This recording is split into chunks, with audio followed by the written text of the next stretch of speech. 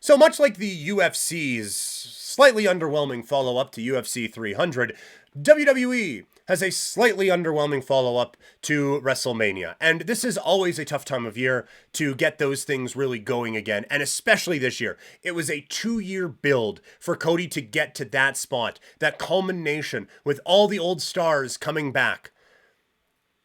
And while a feud against AJ Styles is fun, ain't nobody picking AJ Styles to win this one. B, this doesn't feel like that we're doing mutual respect angle. Come on, that's not getting me excited for this one. I'm happy that it's not a pay-per-view and it's just a PLE, and I'll be able to watch it with the Sportsnet subscription I pay too much for the shitty quality that they have. But I do think that this is going to be this is back a few years ago where the build hasn't been amazing. You're not overly excited going in, but when you sit down and watch, it's going to be fun as heck. Because I think Cody and AJ are going to tell a real interesting story. And I do think, like, we're doing the mutual respect thing here. If you wanted to do this as Act 1 in a chapter and drag this thing out a little bit, AJ Styles could be a dick. And if they want to kind of reassert the OC and tell a Bullet Club story in all of this, I think there's a way to do that in the main event with a bit of an attack or whatever. I think there is a way to heat this one up for May, June, July, getting into SummerSlam season or leading you into SummerSlam before we're anticipating getting some big names here. I think there is a way to really ramp this thing up and get it back going while Cody looks like Captain America. It's just we're not at that stage yet. Damian Priest against Jey Uso. It's two guys who feel very new to the title scene. I will say that. And so like you are in the business right now of creating stars, especially on the Raw side. So like the line from Something to Wrestle, the best way to make someone feel like a main eventer is put them in the main event. And that's what they are doing with Damian Priest and Jey Uso. It does feel a little underwhelming, a touch, but I think bigger things are ahead for both of these guys. And I'm intrigued at where this all goes. So there's nothing on this that is just kind of like, yeah, you know what?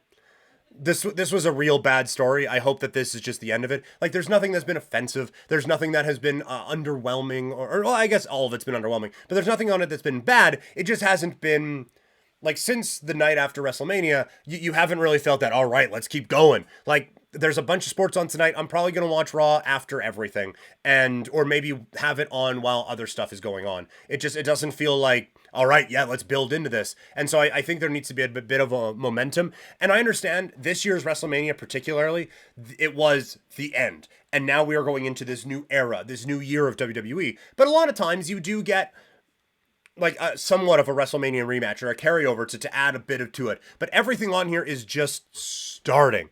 And so we'll see how they're able to go with that. Just one more thing on the WWE side, because we didn't do a show after Raw this week. A lot of like the Becky Hogan memes on social media.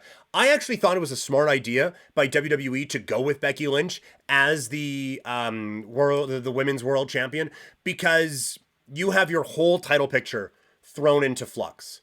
And I said before, and a lot of people were saying, this is a chance to create new stars. With all due respect, a battle royal on Raw ain't the place to do it. So I think if you have a plan in place to build a Liv Morgan, a plan in place to build whoever, right? Zoe Stark, Tiffany Stratton, whoever. If you have plans in place to build these performers up going on, then just go with All Reliable. Go with Becky Lynch. She is a star. Put her in the championship spot. Just slide her into the Rhea Ripley role. Everyone stays where they are, and you're not rushing a Liv Morgan. You're not rushing a Tiffany Stratton. You're not rushing a Nia Jax or a Kiana James or whatever. Just to, well, we've now made a new star, because so many times that doesn't work. Continue to build up those performers to where you feel they are ready to take on that championship thing and run, so that they are already established when they get the title, not the title making them established. So I think Becky Lynch is the nice, safe move. It does feel a little underwhelming doing it off of just like it's a quick thing like, okay, what are they going to do? It's a chance for a new, it's the same. So I understand that, but I think it was the smart move creatively for WWE to allow them to build up the rest of this roster.